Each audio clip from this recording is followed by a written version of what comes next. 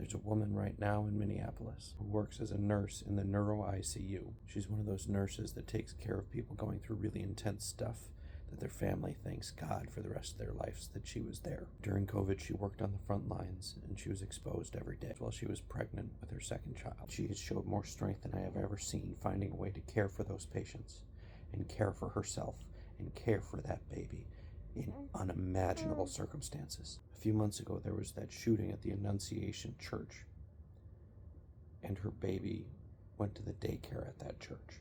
Her baby was safe, but her community was rocked and forever changed, and she's cared for that baby and her community with incredible strength during unimaginable circumstances. And last week, ICE agents murdered Renee Good in the street a couple blocks away from her house. She watched a mom just like her get murdered in cold blood, and they brought the fight for the soul of this country to her doorstep. ICE agents are terrorizing her neighborhood and her community and even her patients. And once again, I'm watching her be the strongest person I've ever seen in unimaginable circumstances. And that woman is your aunt, my sister. And I'm more proud of her than you could ever imagine. I'm tired of living in a world where we keep on putting her in a position to be stronger than I could ever imagine. And it starts with us talking about how to actually fix these problems. We have to pursue full measures to solve these problems. Like when we look at the Renee Good situation, because some people in this country actually want that violence. Some people in this country want fascism and they want hate and they want to blame immigrants.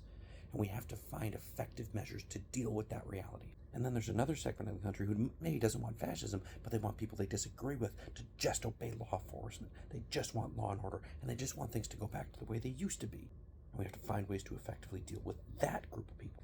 And then there are some people that want to argue about whether or not the use of force was justified. And those people want to vote for things. And the politicians we have want to say that those law enforcement agents should be wearing body cameras, not that the police state in this country is the problem. As we go further left, there's people that want to say ICE is the new Gestapo, and they're following the playbook from Germany, and we need to stop them. And then there's people that want to argue, well, the Gestapo from Germany was just following Jim Crow laws. And this is all part of the history of slave catching. We need to dismantle the history of racism, and we need to tear it all down and heal the wounds of the foundation of this country. Those of us who really see what's going on and want to build a world where people like your aunt don't have to show Herculean strength time after time just taking care of themselves and their family and their community. And we need to find effective measures to take the world and the reality we have as it stands today and move it one step in the direction of a better world. And that takes thinkers and revolutionaries. It takes better politicians and visionaries. It takes fighters and artists and community builders. It takes strength and risk. It takes laughter and light. And it takes people like me and you. It takes people who bring light and hope into this world. And one of the best ways to bring light in this world is by being yourself and loving yourself for exactly who you are. Because you, exactly as you are, bring so much light into this world.